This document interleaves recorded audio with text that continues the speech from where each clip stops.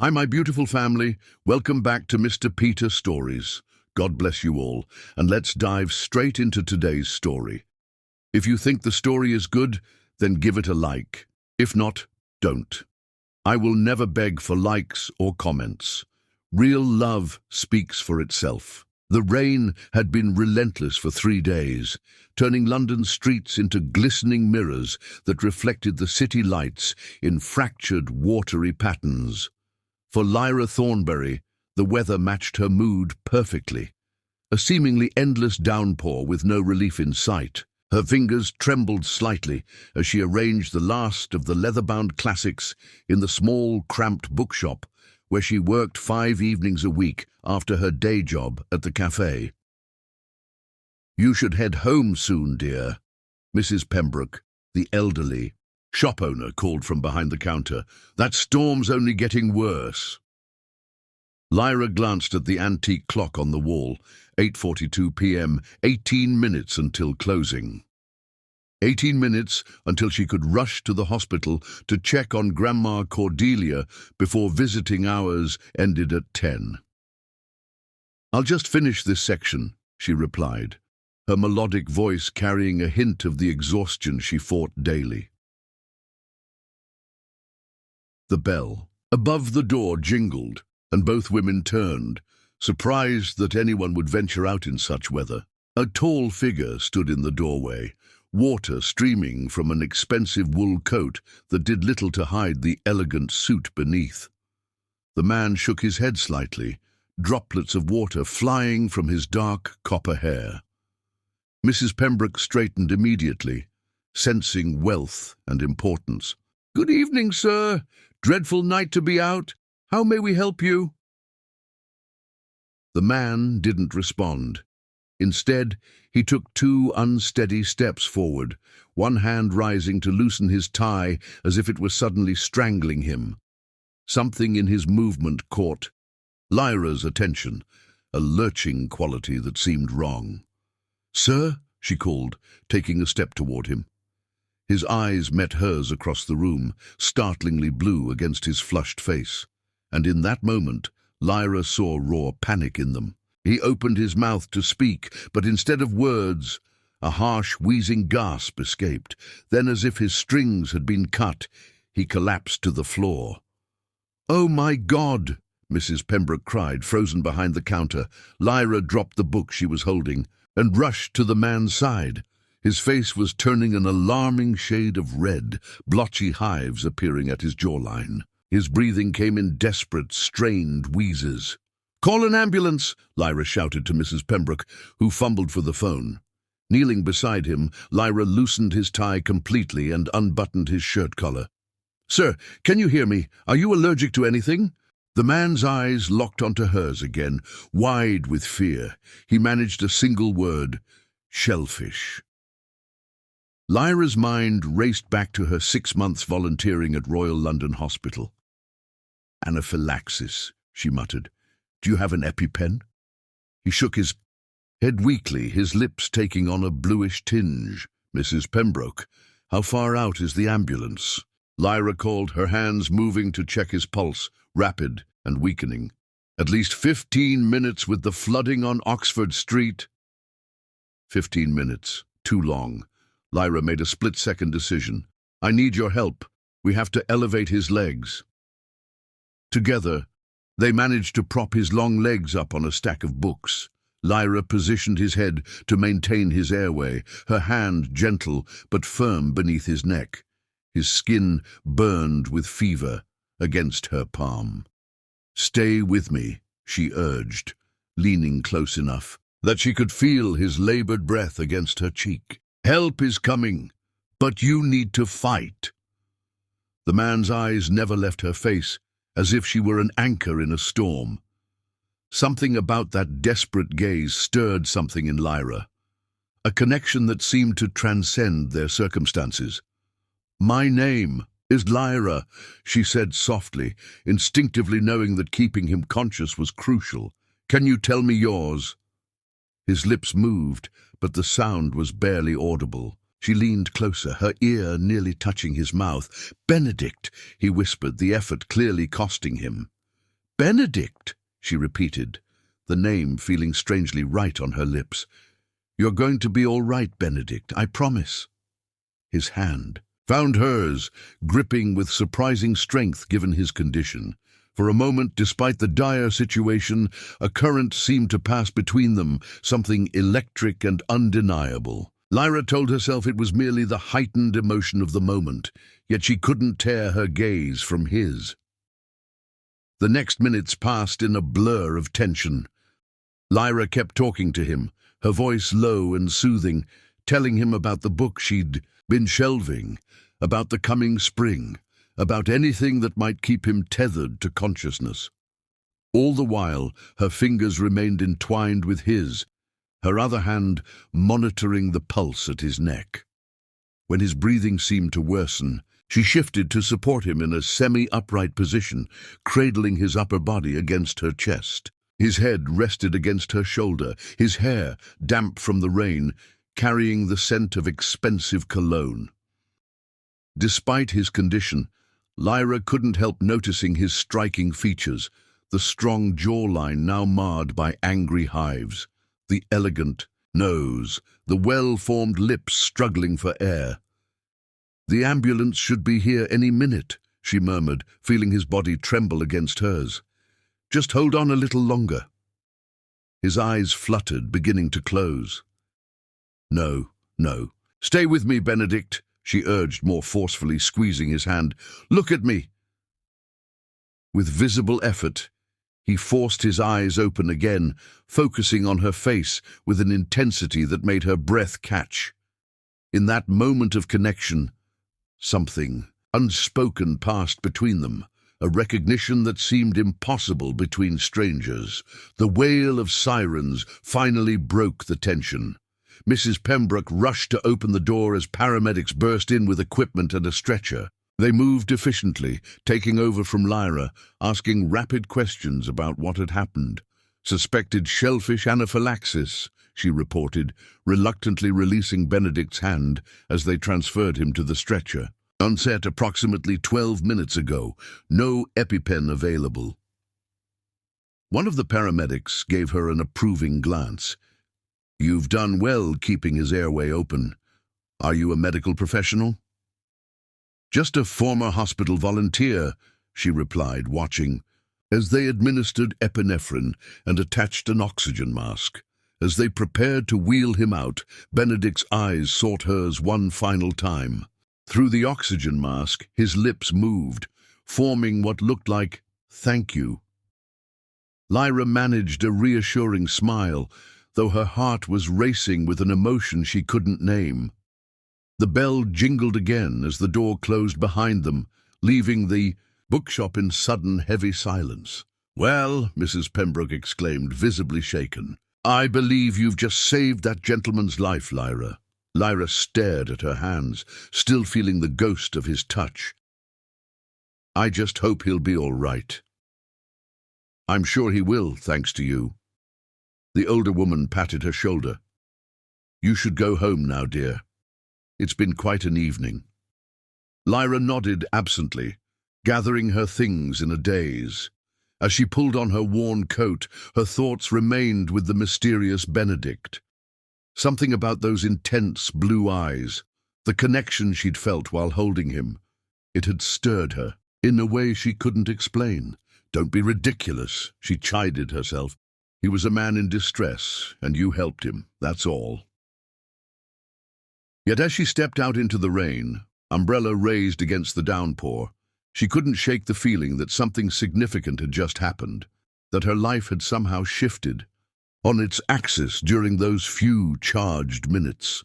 At the end of the street, an ambulance pulled away, lights flashing against the rain-slicked pavement. Lyra watched until it disappeared around a corner, carrying with it a stranger who, against all reason, no longer felt like a stranger at all. Turning toward the underground station, she hurried her steps. Grandma Cordelia would be waiting for her visit, and Lyra was already late. She pushed thoughts of Benedict from her mind, telling herself she would likely never see him again. How wrong she was. Chapter 2. Fated Hearts. Benedict Fairchild stood at the window of his Belgravia penthouse, watching raindrops race down the glass. 3 weeks had passed since his near-fatal allergic reaction, yet he couldn't stop thinking about the woman who had saved his life. Lyra. Even her name felt like poetry on his tongue. "You're obsessing," his friend and physician, Dr. Atticus Montgomery, remarked from behind him. The hospital staff checked. She didn't leave any contact information. "She was real, wasn't she?" Benedict asked, not turning around. "Sometimes I wonder if I hallucinated her because of the anaphylaxis." Atticus sighed. "She was real. The paramedics confirmed a bookshop employee provided initial treatment. But London has millions of people, Benedict. Finding one woman with only a first name—" "I'd know her anywhere," Benedict interrupted, finally turning to face his friend. Dark circles beneath his eyes revealed nights of restless sleep. Her voice, her eyes. There was something about her, Atticus.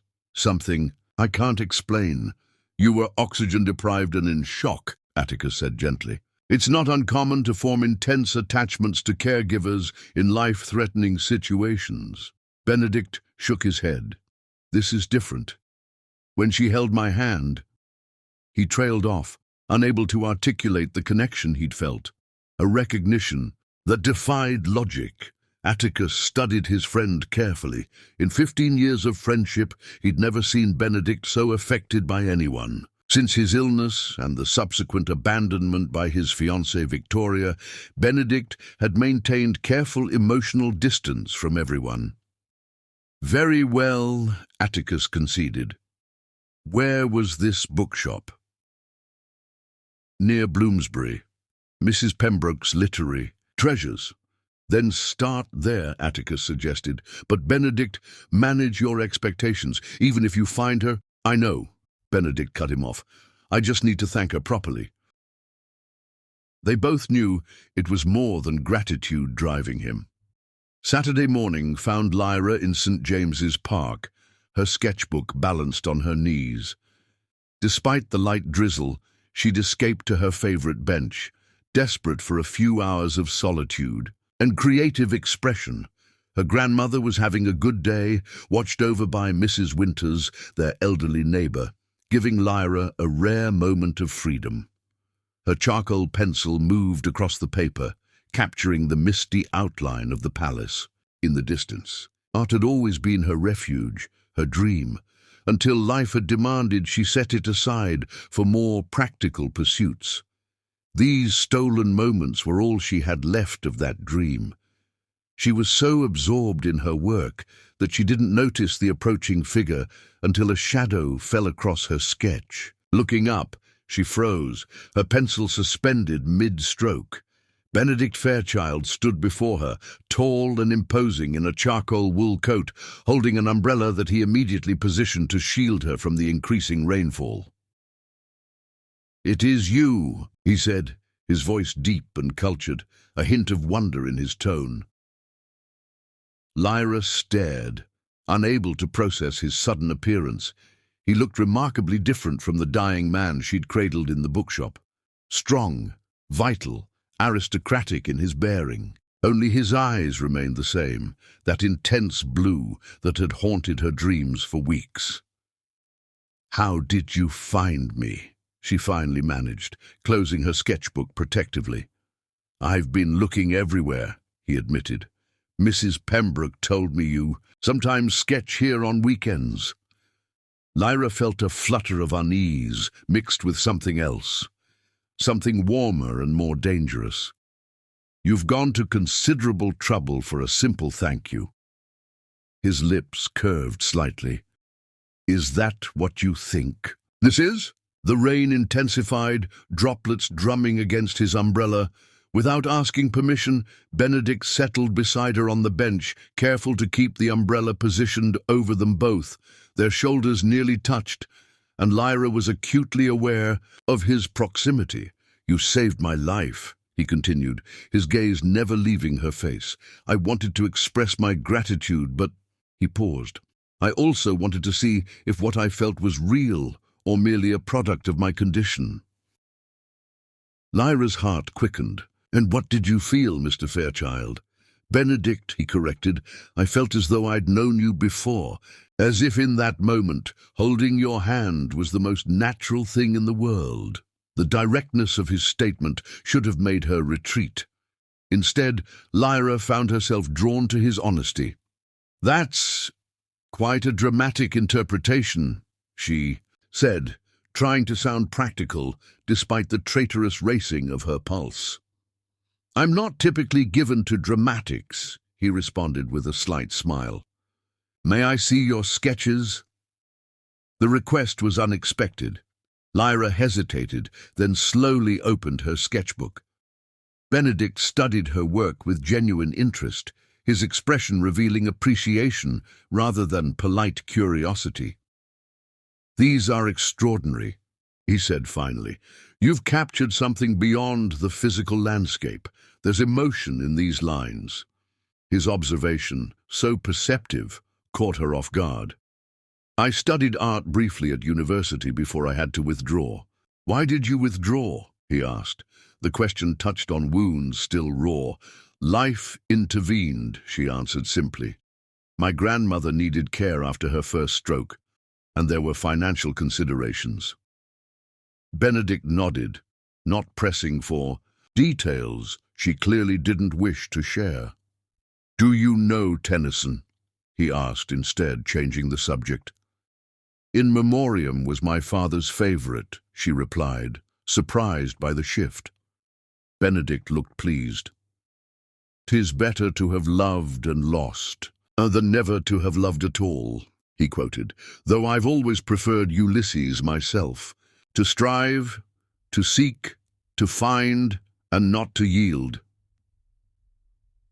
"A fitting personal motto for a man who appears to get what he wants," Lyra observed, a touch of defiance in her tone.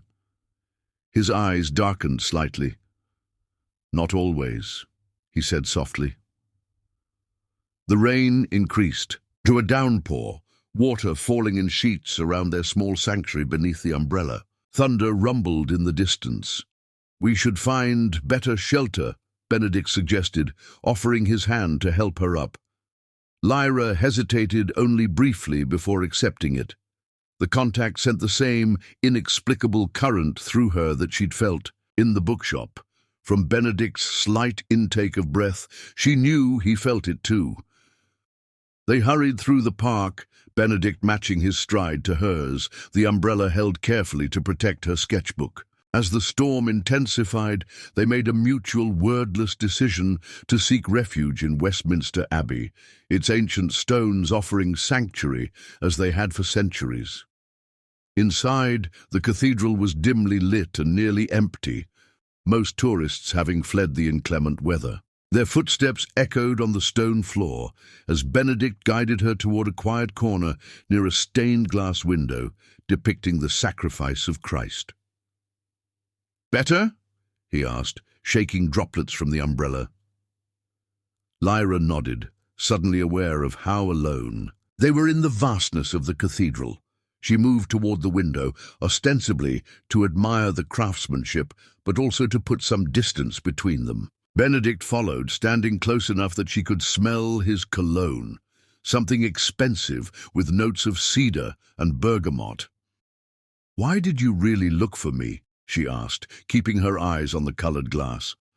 "Because I haven't slept properly since that night," he answered, his honesty disarming. "Because when I close my eyes, I see your face. Because something happened between us, Lyra, and I needed to know if it was real." She turned to face him then, her heart pounding. "And is it real?" Benedict stepped closer, closing the space between them. "You feel it too," he said, not a question, but a statement. Before Lyra could respond, his hand rose to cup her cheek, his touch gentle but sure. Time seemed to suspend as he leaned down, giving her every opportunity to pull away. But Lyra remained motionless, drawn by a force she couldn't name. His lips met hers with unexpected tenderness, a kiss that began as a whisper but quickly deepened as Lyra responded. Her sketchbook fell forgotten to the floor as her hands found his shoulders, steadying herself against the rush of sensation. Benedict's arms encircled her waist, drawing her closer until she was pressed against the solid warmth of his chest. The kiss transformed, passion replacing gentleness as years of loneliness and restraint gave way to raw need. Lyra's back met the cool stone column beside the window, Benedict's body shielding her from view as his hands tangled in her hair. Lightning flashed through the stained glass, casting prismatic colors across their entwined figures. When they finally broke apart, both were breathing heavily. Benedict rested his forehead against hers, his eyes closed as if savoring the moment. "Tell me you felt nothing," he whispered, "and I'll walk away." Before Lyra could answer, her phone rang shrilly in her pocket. Reluctantly pulling away, she answered to hear Mrs. Winters's panicked voice. "It's your grandmother," the elderly woman said. "She's taken a turn. The ambulance is already here." Lyra's world tilted. "I'm coming now," she said, ending the call with shaking fingers. "What is it?" Benedict asked, concern replacing desire in his eyes. "My grandmother," Lyra explained, already gathering her fallen sketchbook. "I have to go." Benedict nodded immediately. "My car is nearby. Let me take you." She started to refuse, but practicality won out. "Thank you." Outside, the rain continued unabated. Benedict guided her to a sleek black Bentley parked nearby, opening the door for her before sliding in beside her. As he gave the driver instructions, his hand found hers, offering silent support. In the intimacy of the back seat, surrounded by the rhythmic drumming of rain against the windows, Lyra found herself drawing strength from his presence. Whatever had begun between them, impossible, impractical, inexplicable as it was, she could no longer deny its reality. Whether blessing or curse remained to be seen. Chapter 3. Dark Revelations. The fluorescent lights of London Royal Hospital cast harsh shadows across Lyra's face as she sat beside her grandmother's bed, counting the steady beeps of the heart monitor. 3 days had passed since Cordelia's collapse. 3 days of tests and worried consultations with doctors who spoke in careful, measured tones. Lyra's hand rested gently on her grandmother's frail one, mindful of the IV line. Cordelia Thornbury had always been a force of nature, the woman who had raised Lyra after her parents' fatal car accident, who had worked 2 jobs to keep their small home, who had encouraged Lyra's artistic talents even when practicality suggested otherwise. Seeing her reduced to this fragile figure in the hospital bed was almost unbearable. A soft knock at the door interrupted her thoughts. Turning, she was surprised to see Benedict standing in the doorway, a modest bouquet of wildflowers in his hand. In the 72 hours since he had rushed her to the hospital, he had been an unexpected constant, arranging for specialists to consult on Cordelia's case, ensuring Lyra ate something between vigils, quietly handling details she was too exhausted to consider. "How is she today?" he asked, his voice low as he placed the flowers on the windowsill. "Stable," Lyra answered, the word holding both relief and uncertainty. "They're saying the medication is helping, but it's too soon to know if there's been permanent damage from the stroke." Benedict nodded, pulling a chair beside hers. Dr. Montgomery reviewed her latest scans. He's cautiously optimistic. Lyra glanced at him, a question in her eyes. "Atticus, Dr. Montgomery, is a friend," Benedict explained. "One of the few people I trust implicitly." His hand found hers, enclosing it in gentle warmth. The intimate gesture felt both new and familiar, as if their hands had always been meant to find each other. In the quiet of the hospital room, with the rhythmic beeping of monitors as background, Lyra allowed herself to draw strength from his touch. "You don't have to keep coming," she said softly, though her fingers tightened around his. "You've done more than enough already." "Do you want me to leave?" he asked directly. Lyra hesitated, then shook her head. "No," she admitted. "But I don't understand why you're here. You barely know us." Benedict's gaze settled on their joined hands. "I know enough," he said simply. A comfortable silence fell between them, broken only by Cordelia's steady breathing and the clinical sounds of the hospital. Eventually, a nurse entered to check vitals, informing Lyra that her grandmother would likely sleep through the night. "You should rest," Benedict suggested gently. "You've barely left this room for 3 days." Lyra knew he was right. Exhaustion pulled at her like a physical weight, making her thoughts sluggish and her body ache. Still, she hesitated. "I can have someone call you immediately if there's any change," the nurse assured her. Finally nodding, Lyra leaned over to kiss her grandmother's forehead. "I'll be back first thing tomorrow," she promised. Outside, the hospital corridors were quiet. The late hour having diminished the usual bustle, Benedict guided her with a light hand at her back, his presence somehow making the sterile hallways less intimidating. "My driver can take you home," he offered. As they approached the exit, Lyra stopped, suddenly realizing she hadn't been home in days. The thought of returning to her empty flat, with its reminders of Cordelia's absence, filled her with unexpected dread. Benedict seemed to read her hesitation. "Or you could come to my place," he suggested carefully. "I have plenty of guest rooms. You could shower, have a proper meal, sleep in a real bed instead of that hospital chair." She should refuse. Every instinct for self-preservation urged caution. Yet the thought of facing the empty flat, of being alone with her fears for Cordelia, was more daunting than accepting his offer.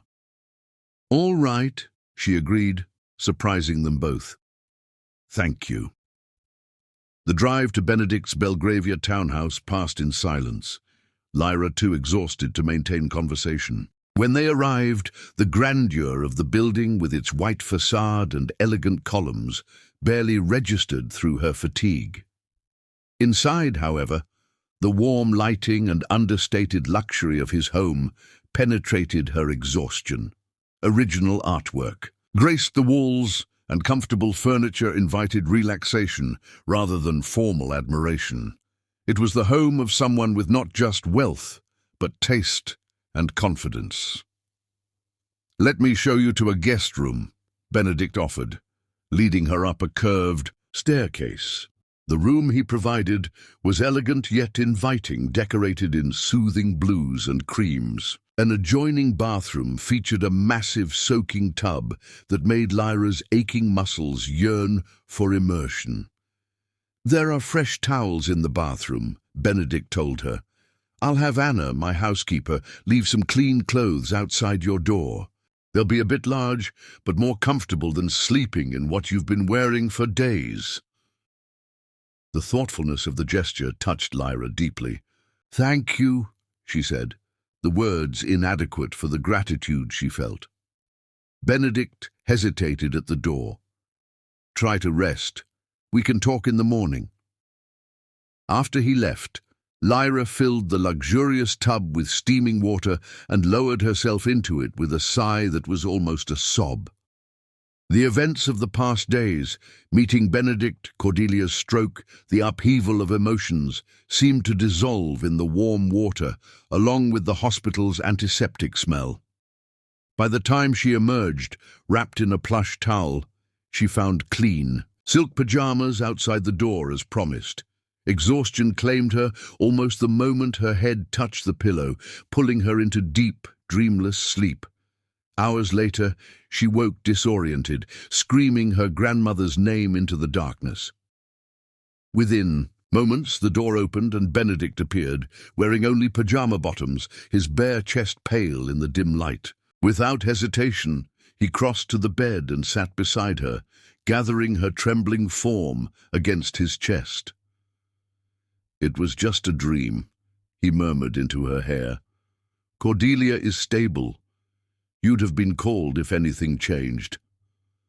Lyra clung to him, reality slowly reasserting itself. "I dreamed she was gone, that I was completely alone," she whispered against his skin. "You're not alone," Benedict assured her, his voice a rumble she could feel through his chest. Later, she would blame exhaustion and emotional vulnerability for what happened next. Looking up at him, her face still damp with tears, something shifted between them. Comfort transforming into awareness, solace into desire. Benedict must have felt it too, for his breathing changed, becoming more measured. His hand, which had been stroking her hair soothingly, stilled. "Lyra," he whispered, her name a question and a warning. She answered by rising up to press her lips to his, a kiss born of need and gratitude that quickly became something else, entirely. Benedict responded with restrained passion, allowing her to set the pace, his hands gentle but insistent as they cradled her face. When she pulled him down beside her on the bed, he went willingly, his body a welcome weight and warmth. Above her, their kisses deepened, grew hungrier, as hands explored with increasing urgency. The silk of her borrowed pajamas whispered between them, a barrier too easily removed. In the silvery darkness, they discovered each other slowly at first. Then, with mounting passion, Benedict's lips traced a path along her throat, her collarbone, lower still, drawing soft gasps from Lyra that turned to moans as he discovered particularly sensitive places. Her hands learned the contours of his body, the broad shoulders, the surprisingly defined muscles beneath smooth skin, the raised scar along his lower abdomen that made her wonder but not ask. When they finally joined, the connection was more than physical, a recognition, a homecoming neither had expected to find. They moved together with increasing urgency, whispered words giving way to breathless cries as pleasure built and crested between them. Afterward, lying in the tangled sheets with Lyra's head pillowed on his chest, Benedict broke the comfortable silence. "I barely know you," he said, echoing her earlier words, "yet I feel I've waited for you my entire life." Lyra traced idle patterns on his skin, considering his words. "This is madness," she replied softly. "We come from different worlds. This can't possibly work." Benedict's hand caught hers, stilling her movements. "Don't decide that yet," he urged. "Give us a chance to discover what this could be." The vulnerability in his voice surprised her. This man, who clearly had everything, was asking for a chance as if he expected rejection. It made her wonder what experiences had shaped him. "Tell me something real about yourself," she requested, shifting to look into his eyes. "Something you don't tell everyone."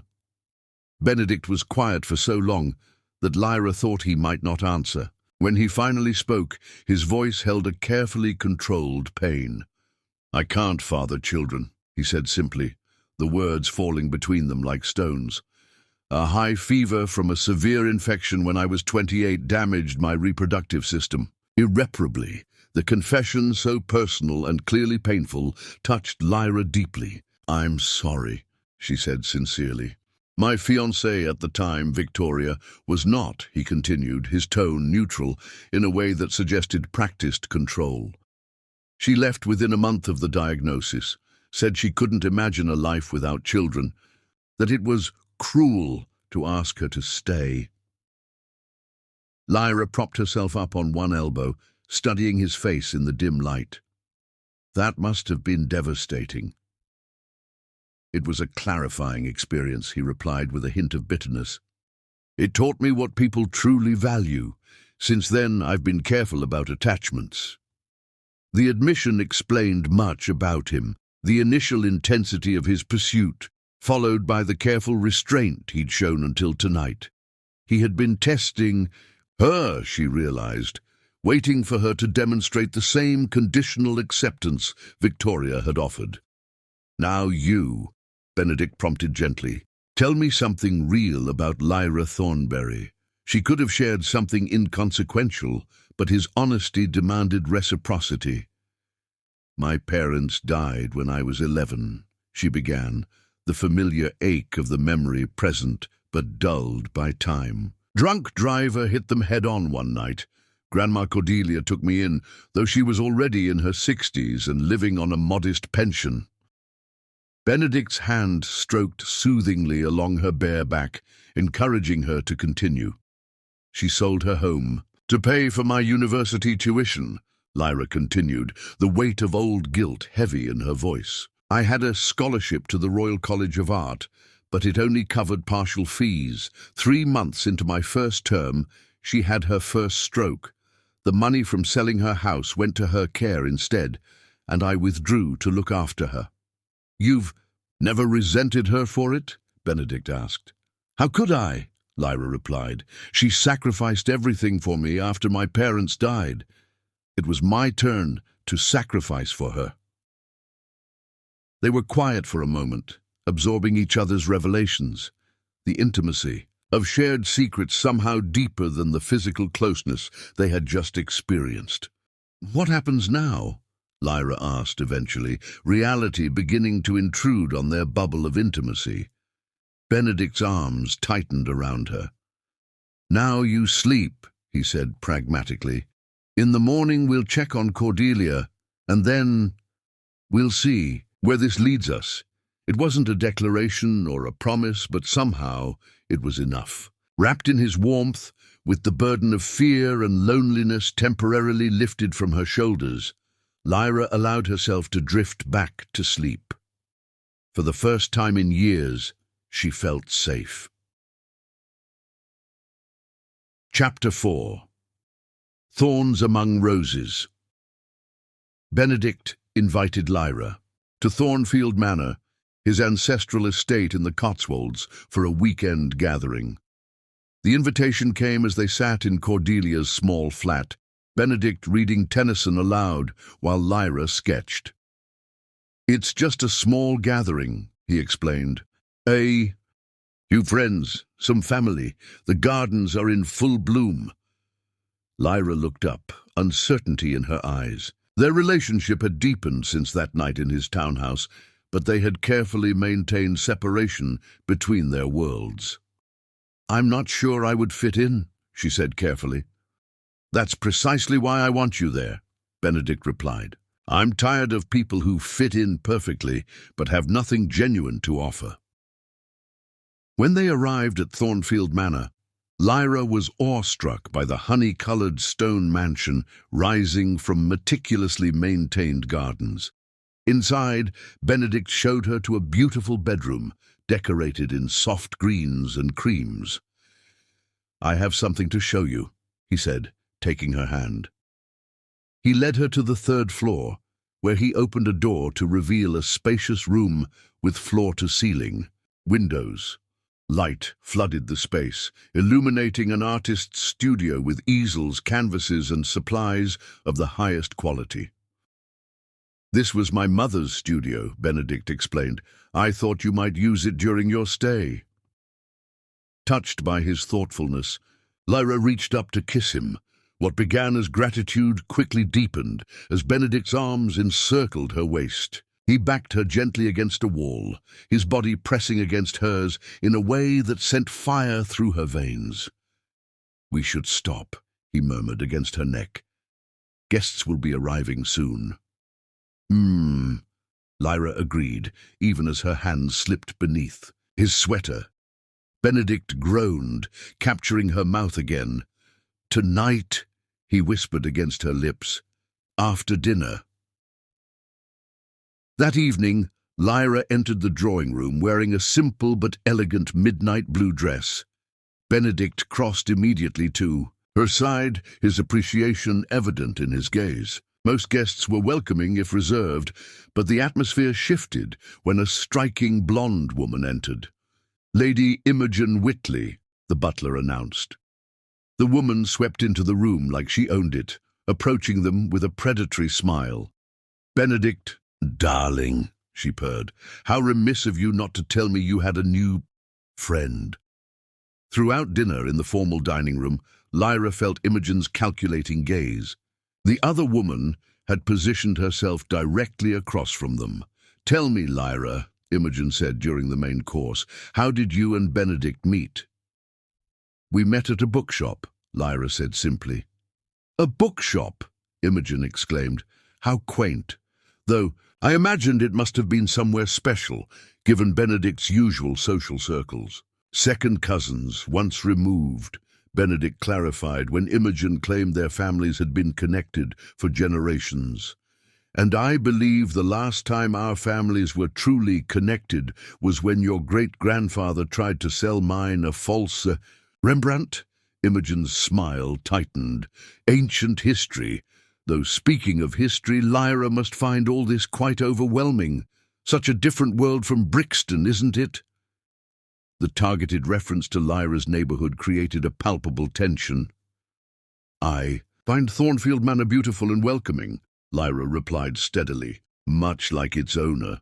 How loyal, Imogen observed, though one wonders if you've discussed all the responsibilities that come with someone in Benedict's position, the expectations. Her gaze flickered meaningfully to Lyra's stomach. The necessities of continuing certain legacies. The implication was unmistakable. Benedict's jaw clenched, but Lyra spoke first. Some legacies are worth more than bloodlines, Lady Whitley, she said quietly. Kindness, for instance, integrity, qualities that seem to transcend generations in some families, while sadly disappearing from others. After dinner, on her way to check on Cordelia, Lyra overheard Imogen speaking to another guest. She won't last a month, Imogen was saying. Benedict's slumming, that's all. He'll tire of her exotic appeal once reality sets in. She seems genuinely nice, the other woman protested. Nice doesn't matter, Imogen dismissed. She has nothing to offer him. No connections, no proper background, and eventually she'll want children. What then? We all know Benedict can't provide that particular necessity. By the time Benedict found her an hour later, Lyra had packed her bag. What are you doing? He asked, confusion evident. I think it's best if Grandma Cordelia and I return to London, Lyra said without looking at him. Benedict crossed the room and gently took the blouse from her hands. Why? Because I don't belong here, she answered, honestly. Your cousin made that abundantly clear, and she's right. This isn't my world. The only difference that matters is that you're kind and genuine, and most of the people I've known my entire life are neither, Benedict countered. Don't let Imogen's jealousy drive you away. It's not just Imogen, Lyra insisted. It's everything, the way people looked at me at dinner, the assumptions they made. Since when do you care what people think? Benedict challenged. Since it started to affect you, Lyra burst out. You deserve someone who fits into your life seamlessly, who can give you... She broke off abruptly. Benedict's expression softened. Someone who can give me children. Is that what this is about? Lyra looked away. I heard what Imogen said about your condition, that it's why your previous relationships ended. Nothing, no estate, no legacy, no family name, matters more to me than how I feel when I'm with you, he said fiercely. For the first time in years, I feel alive, Lyra. You did that. Instead of responding with words, Lyra reached for him. Their lips met in a kiss that expressed all the emotions words couldn't convey: fear, desire, vulnerability, hope. Benedict lifted her into his arms and carried her to the bed, their bodies speaking what their hearts already knew. In the candle-lit darkness of the bedroom, he worshipped every inch of her body, whispering promises against her skin. Their passion built slowly, intensely, until they moved together in perfect harmony, their cries of pleasure echoing in the ancient room. Afterward, tangled in silk sheets, Benedict held her close. Stay, he whispered. Not just tonight, but in my life. Give us a chance. Looking up at him, seeing the vulnerability and hope in his eyes, Lyra made her decision. She would not let fear or Imogen's cruelty deny her this chance at happiness. I'll stay, she promised, sealing her words with a kiss that soon rekindled their passion, their bodies joining again and again until dawn began to lighten the sky. Chapter 5. Grandmother's Blessing. A month after the Thornfield Manor weekend, Lyra woke to the sound of her mobile phone ringing in the darkness. Beside her, Benedict stirred but didn't wake. They had fallen asleep after making love, his arm still draped, protectively across her waist. "Hello?" she whispered, slipping from beneath his embrace and padding into the hallway of her small flat. "Lyra, it's Mrs. Winters from next door," came the elderly voice, tight with worry. "It's your grandmother. I heard a crash and found her on the bathroom floor. The ambulance is coming, but you should meet us at London Royal." Ice flooded Lyra's veins. "I'm on my way." When she returned to the bedroom, Benedict was already sitting up, instantly alert at the expression on her face. "Cordelia," she managed, hands shaking as she searched for clothes. "She's collapsed again." Without a word, Benedict rose and dressed quickly, making calls while Lyra gathered her things. By the time they reached his waiting car, he had arranged for Dr. Montgomery to meet them at the hospital. The emergency room was chaotic, but Benedict's presence parted the crowd like magic. Within minutes, they found Mrs. Winters in a waiting area, her lined face creased with concern. "She was conscious when they took her," the older woman reported. "Kept saying she was fine, just dizzy, but her speech was slurred, love." Dr. Montgomery found them soon after, his expression grave. "It's another stroke," he confirmed. "More severe than the last. We need to act quickly." Over the next 48 hours, Lyra barely left the hospital. Benedict remained a constant presence, handling details she couldn't process, arranging for specialists, ensuring the best care, even making sure she ate and occasionally rested in the private room he'd somehow secured. On the third night, as Lyra dozed in a chair by Cordelia's bed, she woke to the sound of her grandmother's voice. "He loves you very much, doesn't he?" Lyra straightened immediately, relief washing through her at the clarity in Cordelia's eyes. "Grandma, you're awake. How do you feel?" "Don't change the subject," Cordelia chided weakly. "That man hasn't left this hospital since they brought me in. Even when you're asleep, he sits in the corridor, making calls or reading." Looking toward the door, Lyra could see Benedict through the small window, his tall frame somehow folded into an uncomfortable chair, head bent over a book. "Yes," she admitted softly. "I believe he does." Cordelia studied her granddaughter's face. "And you? Do you love him?" "I do," Lyra whispered, the admission both terrifying and liberating. "But it's complicated, Grandma. His world is so different from ours." "Nonsense," Cordelia said with surprising strength. "Love isn't complicated. People make it so." She reached for Lyra's hand. "Your parents had nothing when they married. Your father was a gardener's son, your mother from a good Cambridge family. Her parents disowned her, you know." Lyra stared at her grandmother. "I didn't know that." "They came around eventually when your mother refused to regret her choice," Cordelia continued. "They realized that happiness matters more than matching backgrounds." She paused, gathering strength. "Bring him in here." When Benedict entered, Cordelia gestured for him to sit beside Lyra. "Young man," she began, her voice steady despite her weakened state, "I understand you're quite wealthy." Benedict looked startled but answered honestly, "Yes, Mrs. Thornbury. And titled, I suppose?" "A baronetcy," he admitted. "Nothing particularly impressive." Cordelia snorted. "Rich and modest. Interesting combination." Her gaze turned shrewd. "Do you love my granddaughter?" Benedict didn't hesitate. "More than I thought possible." Cordelia murmured. "And what do you intend to do about it?" "Grandma," Lyra protested, "this isn't appropriate." "I'm old and ill," Cordelia retorted. "Appropriate is a luxury I can no longer afford."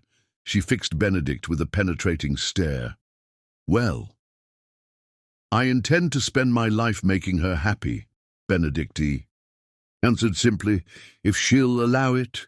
Cordelia studied him for a long moment, then nodded. "Help me sit up, Lyra," she instructed.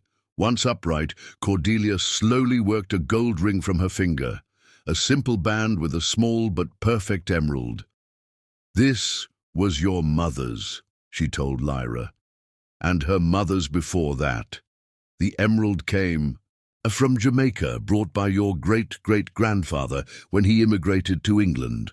She pressed the ring into Benedict's palm, closing his fingers around it. "A family should have traditions," she said meaningfully, "even new ones." Benedict's throat worked visibly as he accepted the token. "I'll treasure it," he promised. "See that you do," Cordelia replied. "Now, both of you go home and get proper rest. I'm not going anywhere tonight." Outside Cordelia's room, Lyra turned to Benedict, emotion making her voice unsteady. "You don't have to." He silenced her with a gentle finger against her lips. "I know," he said softly, "but I want to. Not yet, perhaps, but when you're ready." That night, in Lyra's tiny flat with its mismatched furniture and faded wallpaper, Benedict made love to her with a new tenderness. Each touch, each kiss, seemed infused with deeper meaning after Cordelia's unexpected blessing. "I was so afraid of losing her," Lyra whispered in the darkness, her body still trembling from their lovemaking. "She's all the family I have left." Benedict gathered her closer, his skin warm against hers. "Not anymore," he murmured into her hair.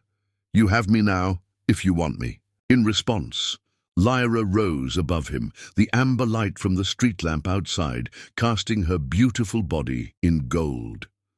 Benedict's breath caught as she lowered herself onto him again, their bodies joining in the most primal expression of connection. This time, their lovemaking was slower, more deliberate, each movement a promise, each sigh a vow.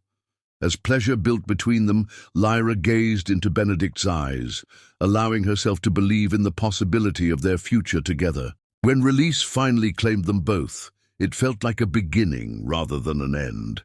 Later, as rain tapped gently against the windows, Benedict retrieved Cordelia's ring from his discarded jacket.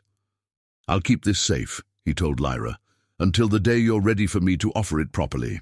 Lyra traced the emerald with a gentle finger, the stone catching the dim light. "My mother always said it brought good fortune to true love," she said softly, "that as long as it remained in our family, love would prevail over circumstance." Beautiful sentiment," Benedict replied, his voice thoughtful. "And fitting, I think." He placed the ring in the small wooden box Lyra kept on her nightstand, among her few treasures. The gesture, respectful, patient, understanding, touched her deeply. "The doctors said Cordelia's recovering more quickly than expected," Benedict observed, changing the subject as if sensing Lyra's emotional overload. "Dr. Montgomery is particularly optimistic. I noticed him visiting outside of his rounds," Lyra said, grateful for the shift in conversation. "He seems to have taken a special interest in her case." Benedict smiled mysteriously. "Atticus has always had excellent taste." "What do you mean?" Lyra asked, curious. "I believe he finds your grandmother quite fascinating," Benedict replied with amusement. "He mentioned her extraordinary spirit at least 3 times today." Lyra laughed, the sound bright in the quiet room. "Grandma would eat him alive." "Perhaps," Benedict agreed, "but I suspect he might enjoy the experience." As they drifted towards sleep, Wrapped in each other's arms, Lyra felt a peace she hadn't known in years. Whatever challenges lay ahead, the differences in their backgrounds, the complications of blending their lives, they would face them together. Outside, the London rain continued to fall, washing the city clean for the morning to come. Inside the modest flat, Cordelia's emerald ring caught the occasional flash of lightning, its green fire a promise waiting to be fulfilled. Chapter 6. The Proposal. As spring turned to early summer, Cordelia's health steadily improved. Dr. Montgomery, Atticus, as he insisted Lyra and Cordelia call him, had become a regular visitor to their flat, ostensibly to monitor Cordelia's recovery, but increasingly lingering for tea and conversation. "He's quite taken with you," Lyra observed one afternoon after Atticus had departed, leaving behind a rare first edition of poetry he thought Cordelia might enjoy. "Nonsense," her grandmother replied, though her pleased expression betrayed her. "He's simply a conscientious physician." Benedict, witnessing this exchange from the small kitchen where he was preparing dinner, a surprisingly domestic skill he'd revealed recently, smiled knowingly at Lyra. Their silent communication had become effortless, a glance conveying what once required words. Later that evening, as they walked through Regent's Park in the golden light of sunset, Benedict seemed unusually thoughtful. "What's on your mind?" Lyra asked, her hand comfortably entwined with his. "I've been thinking about taking some time away," he replied, "from London, from work, perhaps somewhere beautiful and remote." Lyra felt a momentary pang of concern. "Alone?" Benedict squeezed her hand reassuringly. "With you, of course, if you can arrange time off from the publishing house." "Grandma Cordelia," Lyra began. "Would be well looked after," Benedict finished. "I believe Atticus would be more than willing to keep a close eye on her.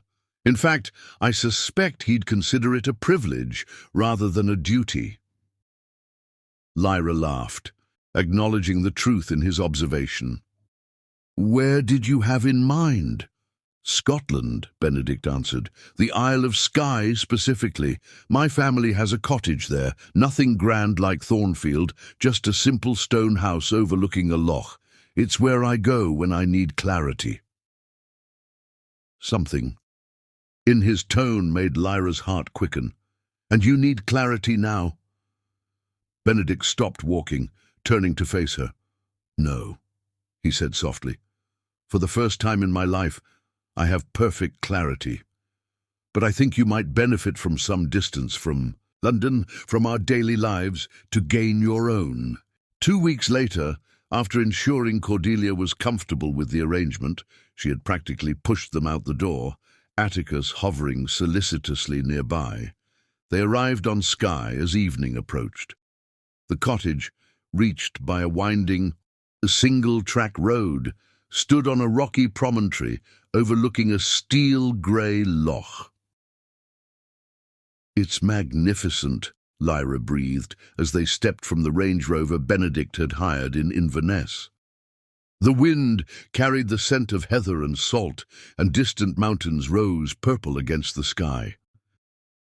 "It's been in my family for over 200 years, Benedict explained as he unlocked the weathered oak door. "Originally a shepherd's cottage, though it's been expanded and modernized over time." Inside, the cottage was an unexpected blend of rustic charm and subtle luxury, thick stone walls and exposed beams complemented by comfortable furniture and modern amenities. A massive fireplace dominated the main living area, already laid with logs.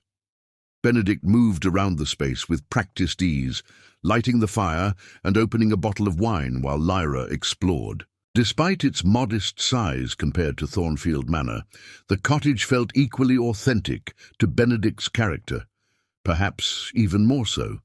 Here, away from social expectations and family history, she sensed a different side of him emerging. "How long has it been since you visited?" she asked, accepting a glass of rich red wine. "Almost 3 years," he admitted, "not since before my illness." They hadn't discussed his condition often since her discovery at Thornfield. Lyra knew the subject remained painful for him, a reminder of both physical vulnerability and personal rejection. "Why now?" she asked gently. Benedict's expression grew thoughtful as he gazed into the growing flames. "This place has always represented beginnings for me," he explained. "My father first brought me here when I was 10, after my mother died. We spent a month fishing, hiking, simply being together away from condolences and expectations. It was here that I began to heal." He looked up at her, his eyes reflecting the firelight.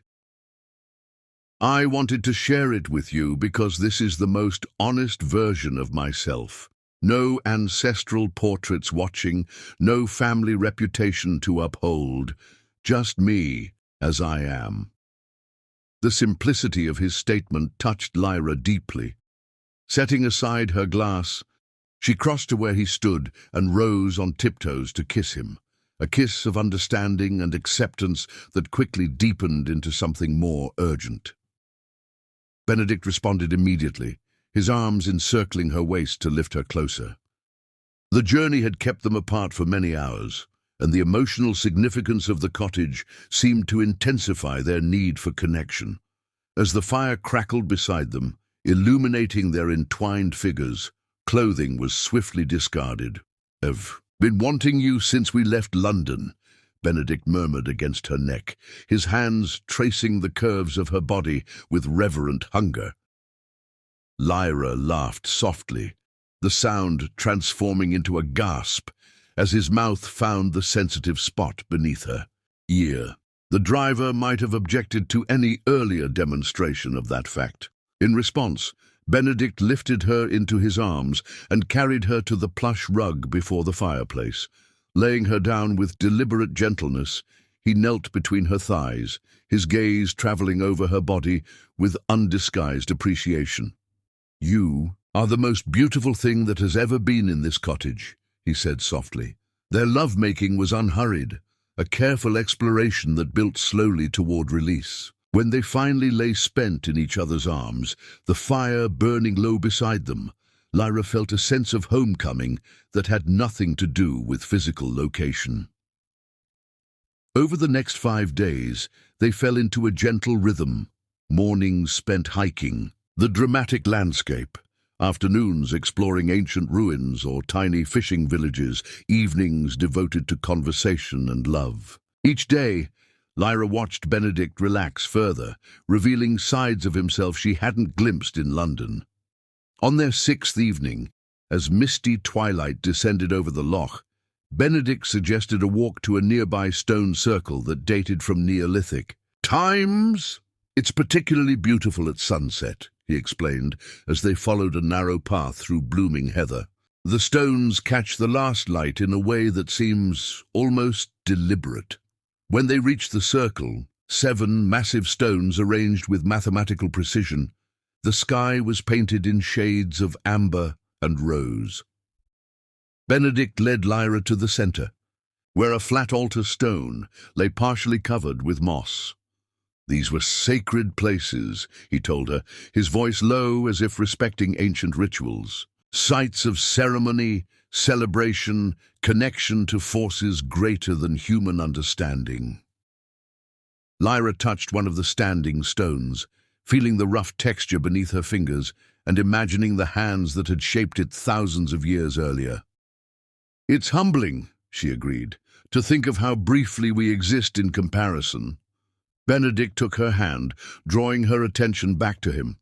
In the fading light, his expression was both nervous and determined, a combination she had never seen on his usually confident face.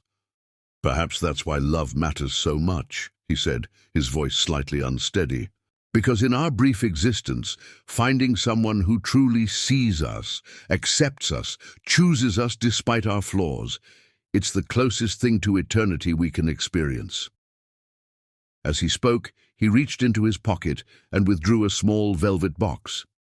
Lyra's Breath caught as he opened it to reveal Cordelia's emerald ring, now polished and set in a new platinum band that enhanced its beauty without diminishing its history. "I've had it resized," he explained softly, "but otherwise untouched. Your family's legacy preserved." Dropping to one knee on the ancient stone, he looked up at her with naked vulnerability. "Lyra Thornberry, you found me when I was dying, not just physically that day in the bookshop, but spiritually, emotionally. You saved me with your honesty, your courage, your refusal to let circumstances dictate who you love." He took a breath, seeming to gather courage. "I know we come from different worlds. I know there will be challenges, but I also know that nothing in my life has ever felt as right as loving you." His voice dropped to an almost whisper. "Will you marry me? Will you create a new legacy with me, one based on love rather than bloodlines or social expectations?" Tidatu. Setting sun broke briefly through the mist, casting golden light across the stone circle. In that moment of illumination, Lyra saw not just the man before her, but the journey that had brought them together, the chance encounter, the mutual recognition, the obstacles overcome, and those still to face.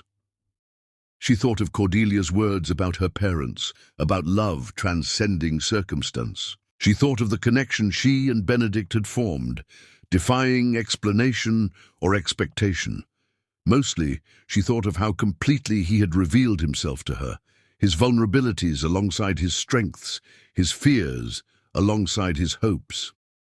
"Yes," she said simply, her voice clear in the ancient sacred space. "Yes, I will marry you." Benedict's face transformed with joy as he slipped the ring onto her finger. Rising, he gathered her into an embrace that lifted her feet from the ground, his lips finding hers in a kiss that sealed their commitment. That night, in the cottage's large four-poster bed, they made love with a new awareness of their shared future. Each caress seemed to hold deeper meaning, each whispered endearment a promise that extended beyond the moment. As moonlight spilled through the window, painting their entwined bodies in silver, Benedict traced the curve of Lyra's hip.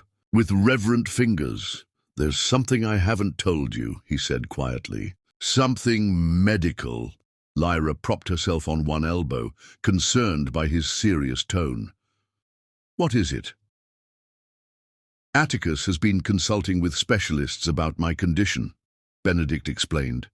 "There are new treatments being developed, experimental still, but showing promise. He believes there might be a chance, a small one, that the damage isn't as permanent as originally thought."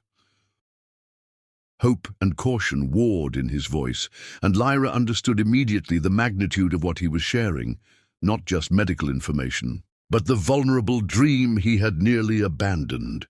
"You mean you might be able to—" She couldn't finish the sentence, afraid of igniting false hope.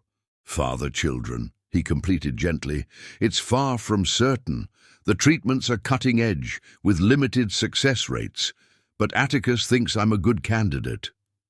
Lyra placed her palm against his cheek, meeting his gaze directly. "Benedict, I said yes, knowing children might never be possible for us. That hasn't changed." "I know," he assured her, "and I'm not telling you this to pressure you or create expectations. I'm telling you because I want our marriage to begin with complete honesty. No secrets, no unspoken hopes or fears between us." The gesture, his refusal to shield her from uncertainty or himself from potential disappointment, touched Lyra deeply. Lowering her lips to his, she poured all her love into a kiss that soon rekindled their passion. As their bodies joined again, moving together with practiced familiarity yet perpetual discovery, Lyra whispered against his shoulder, "Whatever happens, it's enough. You are enough." In the heart of ancient Scotland, surrounded by landscapes that had witnessed centuries of human joy and sorrow, they found sanctuary in each other, past and future, merging in the eternal present of their love. Chapter 7. Against All Odds. Sterile. London autumn painted Hyde Park in shades of copper and gold, as Lyra and Benedict strolled hand in hand beneath a canopy of falling leaves. 3 months had passed since their engagement in Scotland, months filled with quiet happiness and preparations for their December wedding. "Cordelia has invited Atticus to Sunday lunch again," Lyra remarked, amusement colouring her voice. "That makes the 4th time this month." Benedict chuckled, the sound warm in the crisp October air. "I think we may need to consider a double wedding at this rate." Their laughter faded as Benedict suddenly stopped walking, his free hand rising to his temple. Lyra turned to him, concern, immediately replacing her smile. "Benedict, what is it?" "Just a headache," he assured her, though the tightness around his eyes suggested otherwise. "I've been getting them occasionally. Nothing serious." Lyra studied his face, noting the pallor beneath his usual healthy complexion. "This isn't the first time, is it? And don't try to protect me from the truth." "No," he admitted reluctantly. "They started about 2 weeks ago, along with some other symptoms." Alarm flashed through Lyra.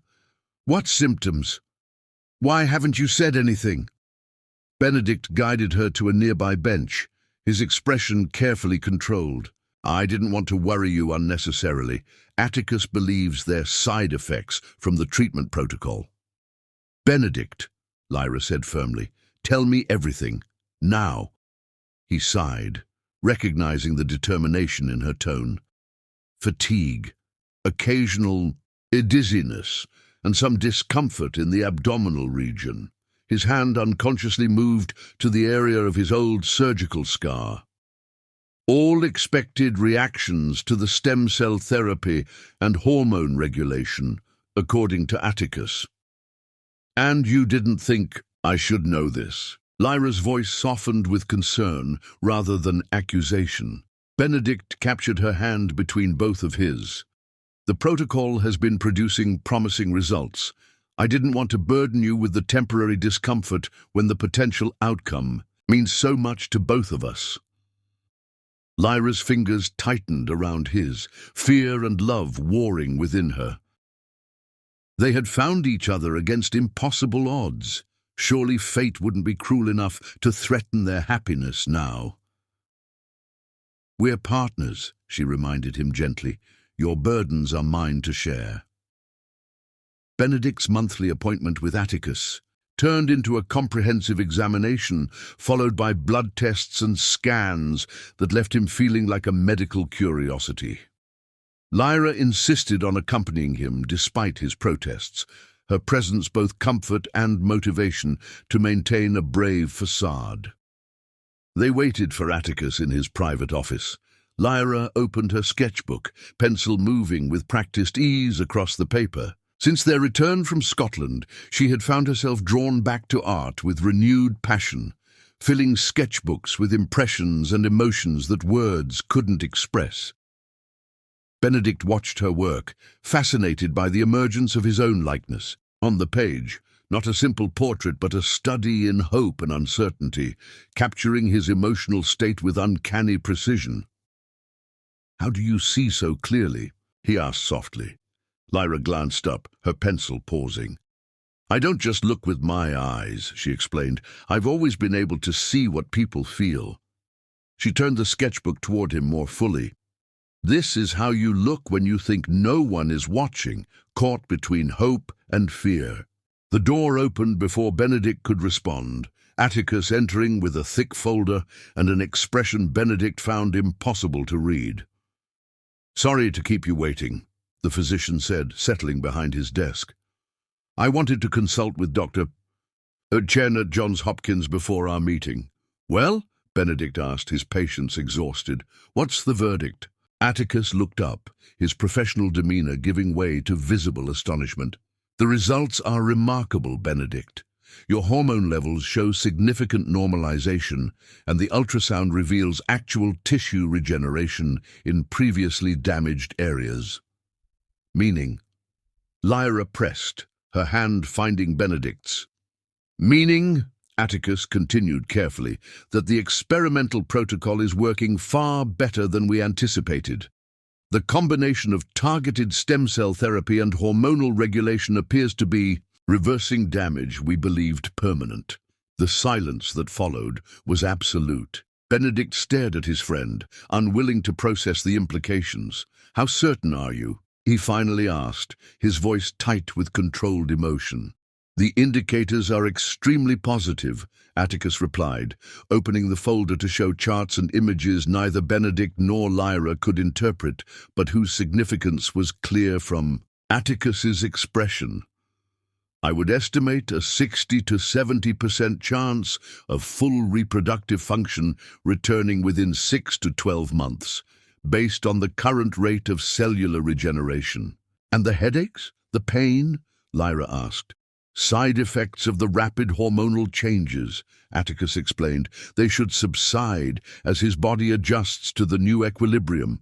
We can manage them with medication in the meantime."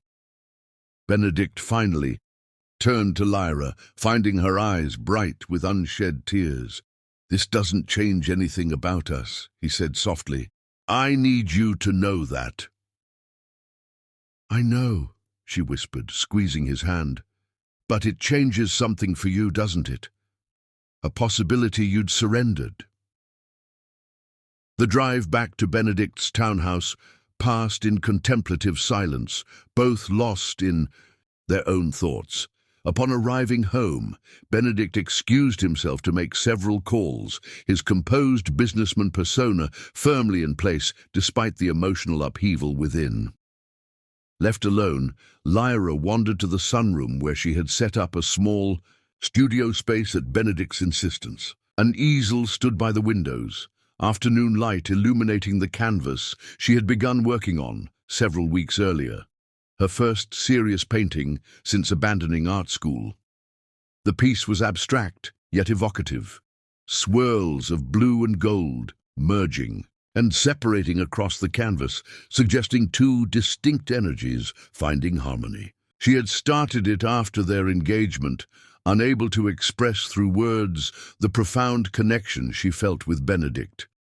Now, picking up a brush and squeezing fresh paint onto her palette, she added new elements, small flecks of crimson energy, emerging from the meeting point of blue and gold, suggesting possibilities yet to be realized. Hours passed as she worked, channeling her emotional turmoil into creation. She didn't hear Benedict enter until his hands gently came to rest on her shoulders. "It's beautiful," he murmured, studying the evolved painting. "What does it represent?" Lyra set down her brush, suddenly self-conscious. "Us," she admitted. "The blue is you, the gold is me, and now these new elements emerging between us." Benedict's arms encircled her waist, drawing her back against his chest. "Hope," he whispered, his breath warm against her ear. "You've painted hope." Turning in his embrace, Lyra found his expression unguarded for the first time since receiving Atticus's news. Vulnerability and fear mingled with tentative joy. "I don't know how to feel," he confessed, the careful composure finally cracking. "For 5 years, I've accepted this limitation, built my life around it. I nearly didn't pursue you because of it." Lyra watched him, allowing him the space to process. "And now?" "Now I'm afraid to hope," he admitted, moving away to pace before the windows. "Afraid that if I allow myself to believe this, to imagine a future with children of our own, it will be taken away again. I couldn't bear another loss like that."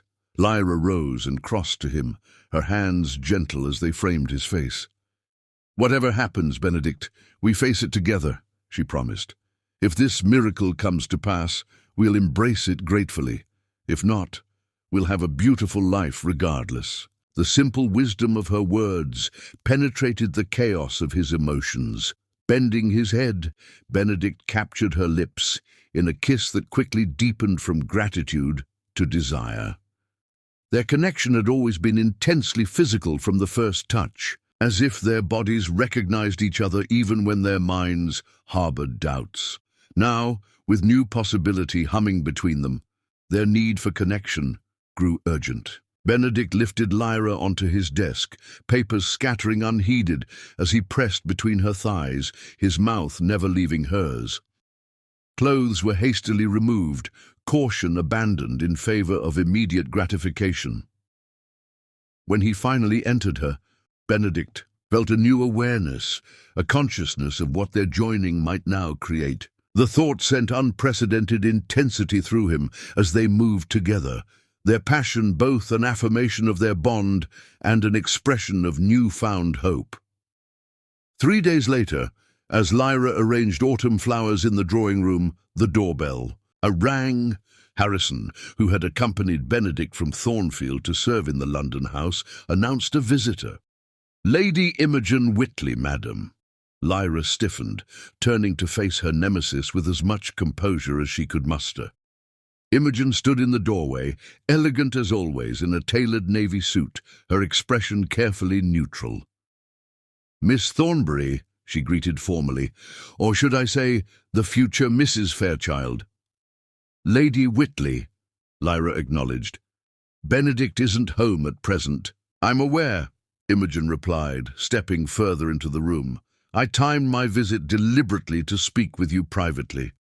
Alarm bells rang in Lyra's mind, but she maintained outward calm. "Please, sit down. Would you like tea?" Imogen declined the seat, but accepted the tea, taking the cup with practiced grace. "My brother Edward telephoned me yesterday," she said without preamble. "He'd heard from the family solicitors that Benedict has been undergoing some experimental medical treatment." Lyra kept her expression carefully neutral. "I don't believe Benedict's medical matters are appropriate topics for gossip." A hint of the old sharpness flashed in Imogen's eyes, quickly suppressed. "No, they're not. But they are matters of significant interest to our branch of the family, as I'm sure you understand." She set down her teacup precisely. "Edward's son has been raised to expect the Fairchild inheritance, and now that expectation may be premature," Lyra concluded, understanding dawning. Imogen didn't deny it. "I came to assess the situation for myself." "You mean to assess me," Lyra corrected gently, "to determine if I might be convinced to discourage Benedict from continuing his treatments." Surprise flickered across Imogen's face. "You're more perceptive than I gave you credit for. And you're more transparent than you believe," Lyra countered without rancor. "But you've wasted your journey. Benedict's medical decisions are his own, and I support whatever choice brings him peace." Imogen studied her for a long moment. "You truly love him," she said finally, something like reluctant respect in her voice. "Not his position or fortune, but him." "I do," Lyra confirmed simply. A strange expression crossed Imogen's face, almost wistful. "I envy that," she admitted, unexpectedly. "My own marriage was a business arrangement that failed spectacularly." The vulnerability in this admission surprised Lyra, revealing dimensions to Imogen she hadn't glimpsed before. "Perhaps there's room for multiple forms of legacy," Lyra suggested carefully. "Thornfield and its entailments are only one type of inheritance." Imogen's laugh held little humor. "You sound like Benedict's mother. She used to say much the same thing." She gathered her gloves, preparing to leave. "I won't pretend to wish you happiness, Miss Thornbury. But I do wish you honesty. In your marriage, it's worth more than titles or estates." As Harrison showed Imogen out, Lyra returned to her flower arrangement, mind swirling with this unexpected interaction. She had glimpsed, however briefly, the woman beneath the polished aristocratic facade, someone who had made choices according to family expectations rather than personal desires. and found emptiness as a result. Later that evening, as she related the strange visit to Benedict, she was surprised by his thoughtful reaction. Imogen wasn't always so cold, he reflected, swirling brandy in his glass as they sat before the fire. As children, we were actually quite close. She was brilliant, passionate about history and architecture. Then she was matched with Lord Whitley when she was barely 20, and everything changed. What happened? Lyra asked. He was 3 decades her senior, brutal in his expectations, and unfaithful from the beginning, Benedict said grimly. The divorce nearly destroyed her family financially and socially. Since then, she's been obsessed with security, and Thornfield represents the ultimate security in her mind. Understanding dawned in Lyra's eyes.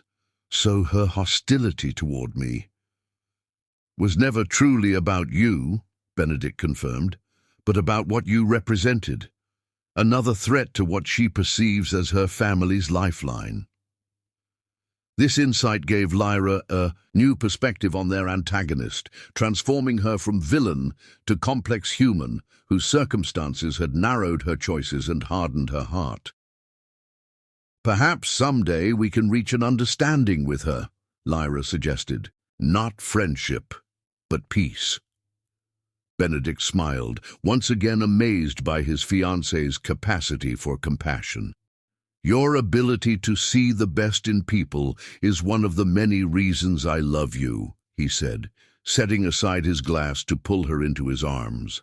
As they made love that night, slowly and tenderly, in contrast to their earlier passionate encounter, Benedict whispered promises against Lyra's skin, of love unconditional, of partnership absolute, of a future shared regardless of what medical miracles might or might not come to pass. Later, as Lyra drifted towards sleep in his arms, Benedict remained awake, watching moonlight paint silver patterns across their entwined bodies. For the first time since receiving Atticus's news, he allowed himself to truly hope, not just for restored fertility, but for the family he had once believed forever beyond his reach. Chapter 8. Winter's Magic. Snow fell in gentle flurries outside. St. Margaret's Abbey on December 21st, the winter solstice, a day of emerging light from darkness that Benedict had chosen with deliberate symbolism. Inside, centuries-old stone walls glowed with the warmth of hundreds of candles, illuminating the intimate gathering of family and close friends. Before the ceremony, Atticus visited Benedict in a small antechamber, where he adjusted his formal attire with nervous precision.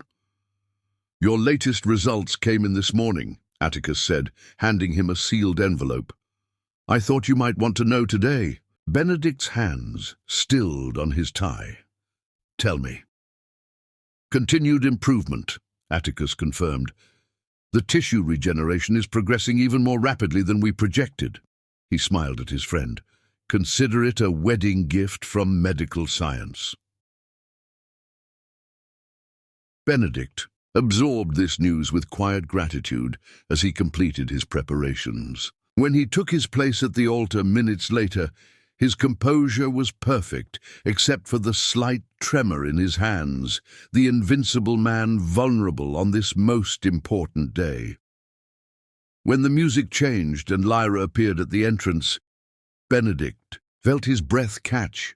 She wore an elegantly simple ivory gown that emphasized her graceful figure, carrying winter roses and holly berries. Her artistic sensibility had influenced every element of the ceremony, from the balanced composition of flowers to the precise placement of candles that created a golden path toward the altar.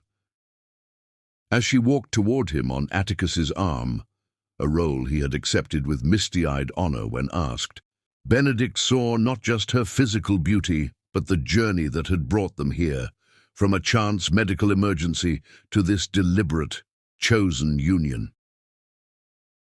In the front pew, Cordelia watched with undisguised joy, resplendent in royal blue silk, her recovery evident in her bright eyes and straight posture.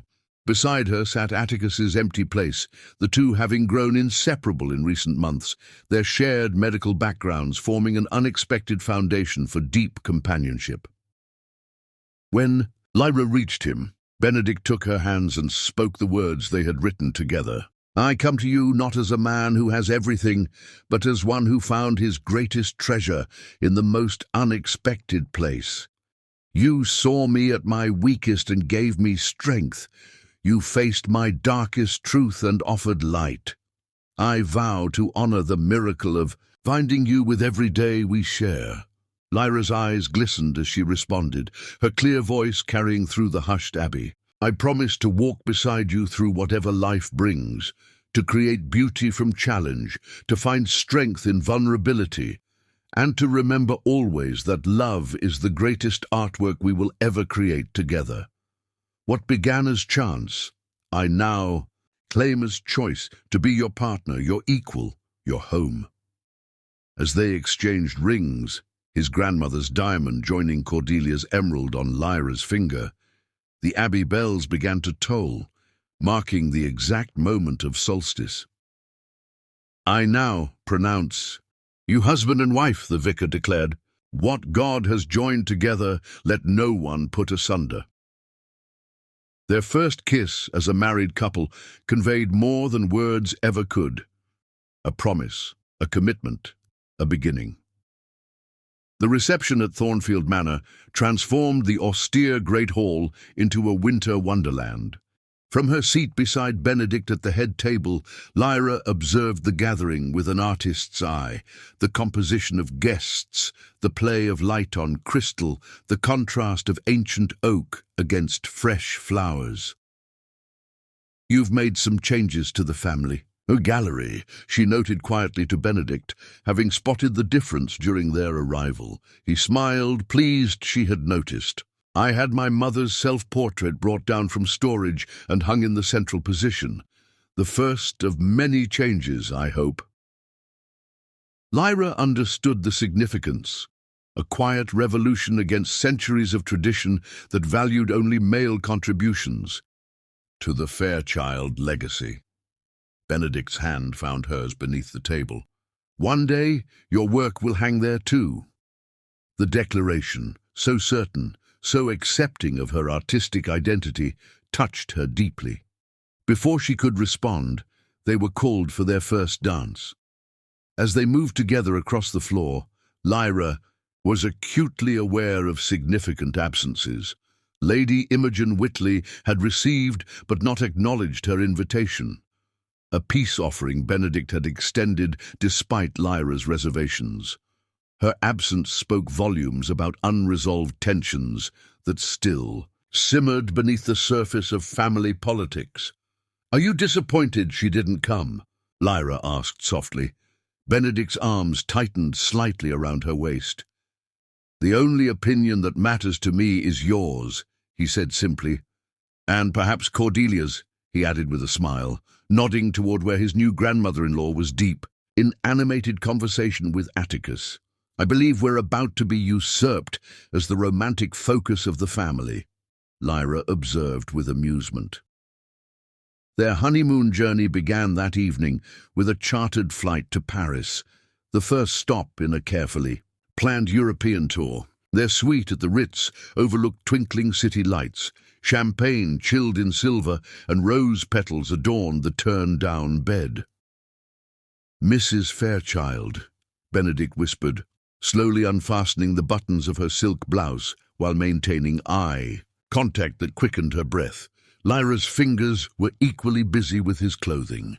"I've been imagining this moment since we said goodbye last night." Their lovemaking took on new significance. No longer lovers, but husband and wife, bound by vows and promises publicly declared. The intensity of their connection had only deepened. With each challenge overcome, each barrier dismantled between them. From Paris, they traveled to a chateau in the snow-covered French Alps, then to Venice and Florence. Lyra experienced these iconic cities through dual perspectives. Her artistic training that recognized brushstrokes in Botticelli's masterpieces and techniques in Venetian glass, alongside her emotional response to beauty shared with the man she loved. In Florence's Uffizi gallery, Benedict watched her studying a particular Renaissance painting with intense concentration, her expression revealing professional assessment rather than tourist appreciation. "You see things differently," he observed. "Technical elements I would never notice." "It's how I was trained," she explained, pointing to brush techniques invisible to untrained eyes, "to deconstruct beauty into its components while still appreciating the whole. Like you do with people," Benedict suggested, "seeing layers beneath the surface." Lyra considered this thoughtfully. "Perhaps that's why I recognized something in you that first day, beneath the medical emergency. Some essential quality that felt—" She hesitated, searching for the right word. "Familiar," Benedict supplied, "as if we'd known each other before." By the time they reached their final destination, a private villa on the Amalfi Coast, they had settled into the rhythm of married life while maintaining the passionate connection that had characterized their relationship from the beginning. On their final evening, Benedict arranged a surprise, their bedroom transformed with candles, flowers, and the scent of jasmine heavy in the air. "You're doing?" Lyra asked, turning to him with a smile. "I wanted something special for our last night," he admitted, guiding her toward the waiting bed. Their lovemaking was unhurried, a leisurely exploration rather than urgent passion. Benedict took his time, worshipping every inch of Lyra's body, drawing gasps and sighs with knowing touches, his mouth and hands skilled from learning her most sensitive places. When he finally entered her, the familiar connection felt somehow new, deeper, more significant. As they moved together toward release, Lyra gazed up at her husband, suddenly overwhelmed by emotion that transcended physical pleasure. "I don't want this to end," she whispered. "Not just tonight, but this time together, away from everything." "Nothing is ending," Benedict promised, his rhythm steady and deliberate. "Everything is just beginning." As they reached completion together, Lyra felt unexpectedly emotional, a profound sense of rightness and completion that brought tears to her eyes. Later, as Benedict slept beside her, Lyra gazed out at the Mediterranean moonlight painting, silver patterns across their terrace. She felt different somehow, though she couldn't articulate exactly how. Something fundamental had shifted within her, beyond the change in marital status or the culmination of their journey. Placing a hand on her flat stomach, she wondered if their story was already expanding in ways they hadn't yet recognized. The moon cast silver light across their bed as Lyra drifted towards sleep, a sense of peaceful anticipation settling over her like a blessing. Chapter 9. Whispers of Miracle. February brought relentless rain to London, turning the city into a watercolor, painting of blurred lights and reflective pavements. In the master bathroom of their Kensington townhouse, a wedding gift from Benedict, Lyra stared at the small plastic stick in her trembling hand, hardly daring to believe the 2 pink lines that had appeared. 6 weeks had passed since their return from Italy. Subtle changes had accumulated gradually, sensitivity to certain smells, unusual fatigue, and finally, a missed cycle she had initially attributed to travel and adjustment to married life. For the past week, she had found herself sketching nursery layouts in her private journal without fully understanding her own impulse. The bathroom door opened slowly, revealing Benedict's concerned face. "Lyra? You've been in here for 20 minutes. Are you—" His words died as he registered what she was holding. For a moment that seemed to stretch eternally, they stared at each other in stunned silence. Then, with a choked sound that was half laugh, half sob, Lyra held out the test. I think, she said, her voice unsteady, that your body has been healing even more effectively than Atticus predicted. Benedict crossed the room in 2 strides, taking the test from her hand with reverence. You're pregnant, he whispered, the question unnecessary but essential to process the revelation. Lyra nodded, tears spilling onto her cheeks. I need to see a doctor to confirm, but yes, I believe I am. For a man typically eloquent and composed, Benedict's reaction was beautifully unrestrained.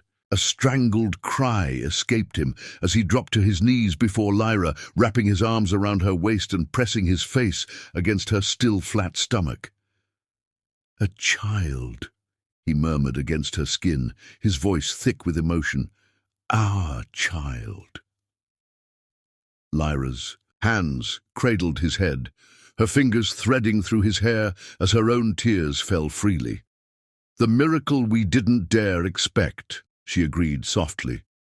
When Benedict finally looked up, his face was transformed with a joy so pure it made Lyra's heart ache. Rising to his feet, he lifted her into his arms and carried her to their bedroom, laying her gently on the crisp white duvet, as if she had suddenly become precious crystal. Benedict, she laughed through her tears. I'm pregnant, not made of glass. You're carrying our child, he corrected, his eyes never leaving hers as he stretched out beside her. The most precious thing in my universe. Their lovemaking that morning was unlike any they had shared before, tender, almost worshipful, with Benedict treating her body as a temple, housing the most sacred gift. When they lay entwined afterward, the rain pattering against the windows created a cocoon of peaceful isolation around them. We should call Atticus, Lyra said eventually, her head resting on Benedict's chest. He'll want to monitor the pregnancy closely, given the circumstances. Benedict nodded, his fingers drawing lazy patterns on her bare shoulder. And Cordelia should be the first to know after him. She'll be insufferably smug, Lyra predicted, with a smile. She's been dropping hints about great-grandchildren since before the wedding. The following week found them in Atticus's private medical office, Lyra lying on an examination table, while a technician moved an ultrasound wand across her gel-covered abdomen. Benedict stood beside her, gripping her hand so tightly it almost hurt, both of them staring anxiously at the grainy, black-and-white screen. Atticus studied the images with professional detachment that didn't quite mask his personal investment in this particular case. Everything looks excellent for approximately 7 weeks gestation, he assured them. Perfectly positioned, strong heartbeat. He paused, frowning slightly as he moved the wand to a different angle. That's interesting, he murmured. What? Benedict and Lyra asked simultaneously, tension immediately escalating. Instead of answering immediately, Atticus adjusted some settings on the machine, his focus intense.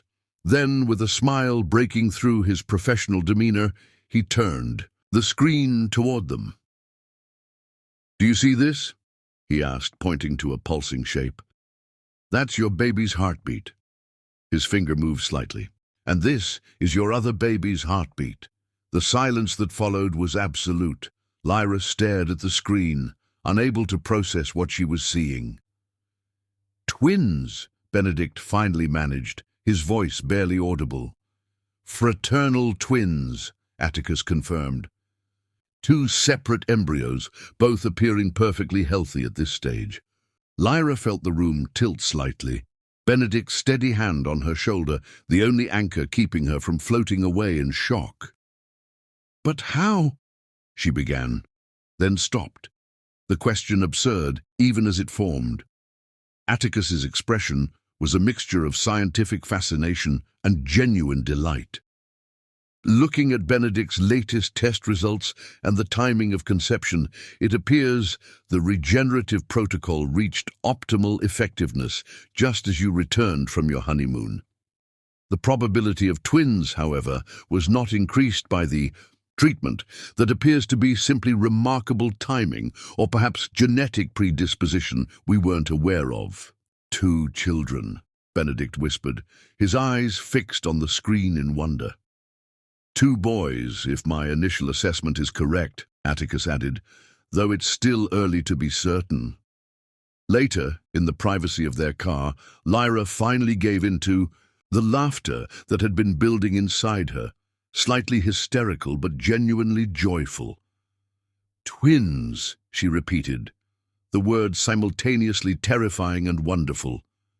2 babies, Benedict. He reached across to take her hand, his expression still dazed. Not just children, but a family in a single moment, he marveled. When the universe decides to correct an injustice, it apparently does so emphatically. That evening, over a special dinner at Cordelia's favorite restaurant, they shared the news with her. The elderly woman's reaction was everything they had anticipated, initial shock followed by tearful joy that transformed quickly into practical planning. The 3rd bedroom in your townhouse should be the nursery, she declared, already rearranging their lives. It gets the morning sun, which is ideal for babies. And you'll need a proper night nurse at first. Twin infants are no small undertaking. Benedict listened with amused tolerance, but Lyra could see the emotion beneath his composed exterior, the profound gratitude that Cordelia would be present to see her great-grandchildren, to impart wisdom and family stories that would have otherwise been lost. Atticus, who had joined them for the celebration, watched Cordelia with unmistakable admiration. Their relationship had evolved in recent months, from medical consultations to theatre outings, and now regular Sunday teas. Without being obvious, he positioned himself beside her throughout the evening, his attention never straying far. "You've made an unexpected conquest," Benedict murmured to Lyra as they observed the pair deep in conversation about the proper age to introduce children to Shakespeare. "Not unexpected at all," Lyra countered. 2 intelligent, passionate people who value knowledge and have experienced life's challenges. It makes perfect sense.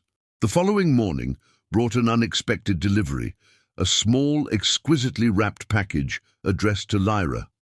Inside lay a delicate silver locket containing a miniature reproduction of the Fairchild family crest, accompanied by a note in elegant script. "Traditions evolve, bloodlines continue. May your children honor both their heritage and their remarkable mother. Lady Imogen Whitley."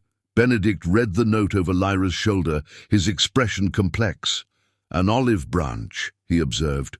"One I never expected." "Should I accept it?" Lyra asked, uncertain.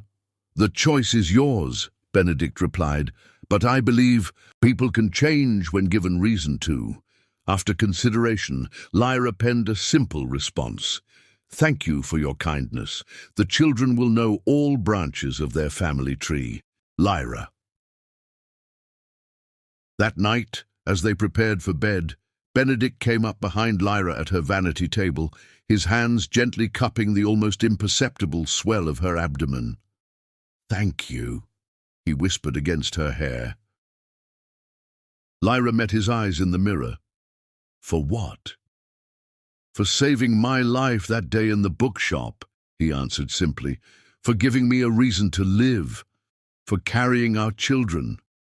His voice broke slightly on the final word. "For everything." Turning, in his arms, Lyra rose to kiss him deeply, pouring all her love and hope into the connection. The kiss quickly kindled familiar desire, heightened by the knowledge of the new lives growing within her.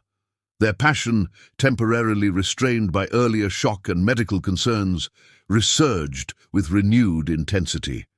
Benedict lifted Lyra onto the vanity, scattering perfume bottles and makeup brushes with careless abandon as his hands moved beneath her silk nightgown. "Is this safe?" he murmured against her throat, even as his fingers traced paths that made her gasp. The babies.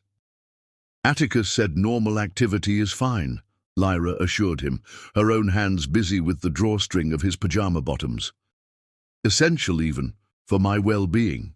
When they came together, the physical pleasure was amplified by the emotional significance of their connection, the tangible evidence of their love now growing within Lyra, defying medical certainty and statistical probability. Afterward, as they lay entwined in the darkness, Benedict's hand rested protectively over her stomach. "What shall we name them?" he asked softly. "Our miracle twins." Lyra smiled in the darkness. "For two boys, I've always loved the name Sebastian, perhaps paired with Oliver after your grandfather?" Sebastian and Oliver Fairchild. Benedict tested the combination. Distinguished, strong, perfect together.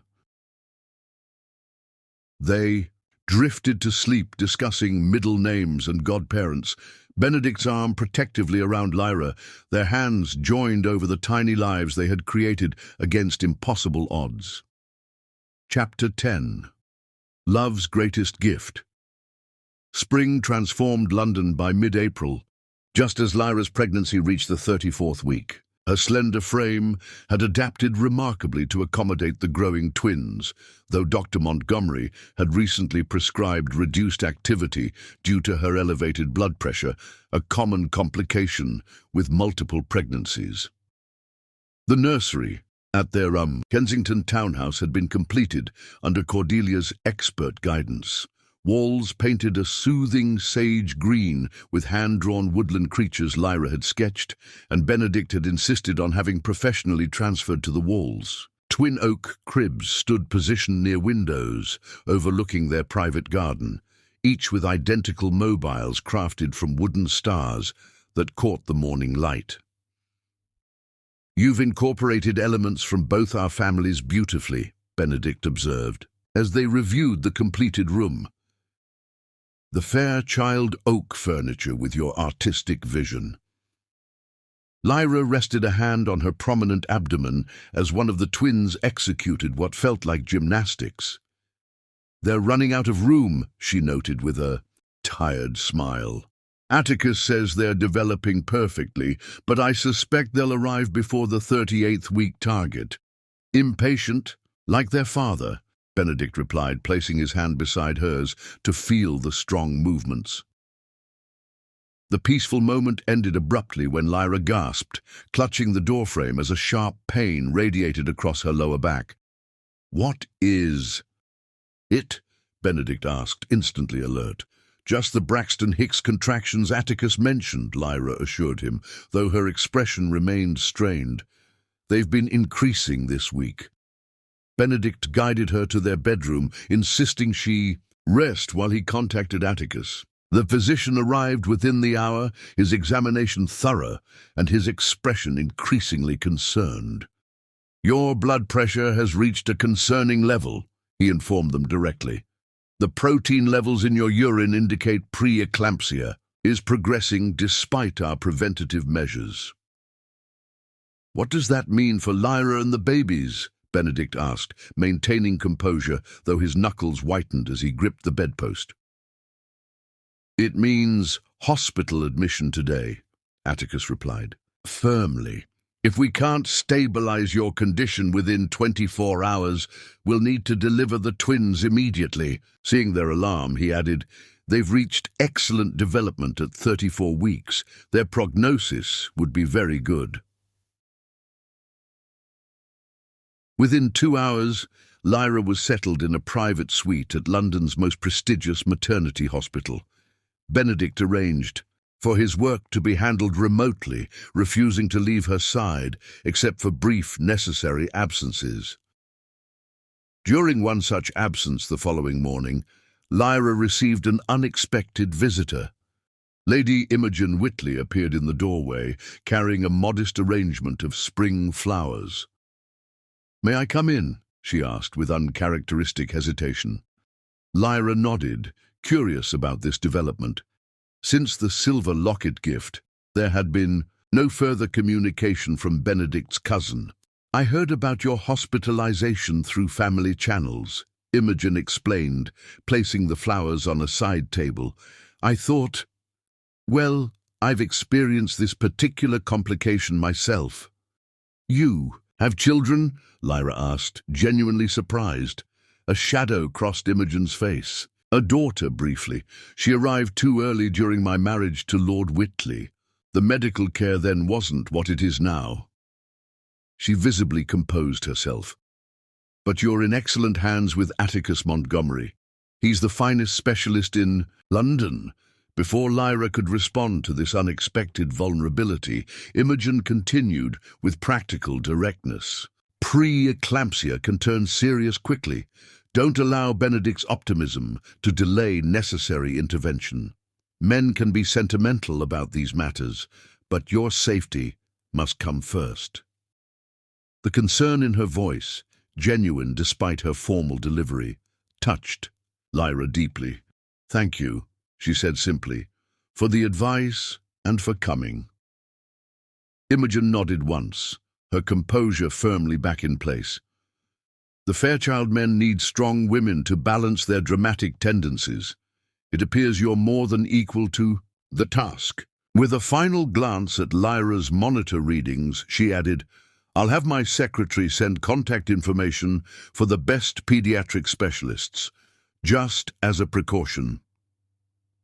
After she departed, Lyra reflected on this revelation, the hidden trauma that explained much about Imogen's brittle exterior and obsession with family security. The insight transformed her from antagonist to complex human, whose circumstances had narrowed her choices and hardened her heart. When Benedict returned and Lyra related the visit, his expression revealed surprise, followed by understanding. I never knew, he said quietly, about her child. It explains so much. Throughout that day, Lyra's condition deteriorated despite medical intervention. Her blood pressure continued rising and persistent headaches signaled advancing preeclampsia. By evening, Atticus gathered the medical team for consultation. We need to perform a cesarean immediately, he informed Benedict and Lyra. The risks of waiting now outweigh any benefits of further fetal development. Benedict maintained outward calm as the medical team prepared Lyra for surgery, but she saw the fear beneath his composed exterior. As they wheeled her toward the operating theater, she gripped his hand with surprising strength. Stay with me, she whispered. Always, he promised, his voice steady despite his inner turmoil. Through this and everything to come, the procedure commenced with clinical efficiency, Benedict seated beside Lyra's head, while Atticus worked with quiet competence behind the surgical drape. After what seemed simultaneously moments and eternity, a high, indignant wail pierced the clinical atmosphere. Baby A is a boy, Atticus announced. Excellent size for 34 weeks, strong lungs. Sebastian, Lyra whispered, her eyes meeting Benedict's through a haze of medication and emotion. Sebastian Ellington Fairchild. Seconds later, a second cry joined his brother's, equally robust though slightly softer. Baby B is also a boy, Atticus confirmed, slightly smaller but equally well developed. Oliver, Benedict said, his voice thick with emotion. Oliver Atticus Fairchild. Atticus looked up momentarily, surprise giving way to evident pleasure at the name choice before he returned his attention to completing the procedure. Both infants are showing remarkably good development for 34 weeks. The pediatric specialist confirmed after thorough assessment. No respiratory issues, excellent reflexes, good color. They'll need standard monitoring, but I anticipate no significant complications. The relief on Benedict's face was profound as he conveyed this news to Lyra, whose consciousness had begun to drift from medication and exhaustion. They're healthy, he assured her, pressing his lips to her forehead. Both of them. Perfect little miracles. Once Lyra was stabilized in recovery, the nurses brought the swaddled twins for their first proper meeting. With careful assistance, Lyra cradled Sebastian, while Benedict held Oliver, both parents momentarily overwhelmed by the reality of these lives they had created against medical probability. "They have your eyes," Benedict observed, noting the distinctive shape even in Oliver's tiny features. "And your determination," Lyra countered, watching Sebastian's focused expression as he gripped her finger with surprising strength. Later that evening, when Cordelia arrived with Atticus, the family circle expanded naturally to include them. The elderly woman approached the twins with reverent steps, her lined face transformed by joy as she touched each small head in turn. "My great-grandsons," she whispered. "Your grandfather would have been so proud of you, Lyra." As Benedict observed this scene, 4 generations of family connected through love rather than solely bloodlines, he reflected on the unlikely sequence that had brought them to this moment. A chance allergic reaction, a bookshop employee with basic medical knowledge, a connection that defied explanation. 3 weeks later, on a perfect May morning, they brought the twins home to their Kensington townhouse. Sunshine streamed through the nursery windows as Benedict and Lyra placed Sebastian and Oliver in their waiting cribs for the first time.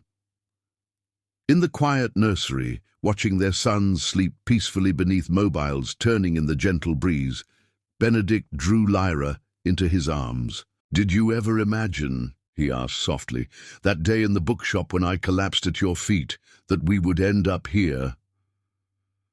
Lyra leaned into his embrace, her recovery progressing well, though the journey had left its mark on both of them.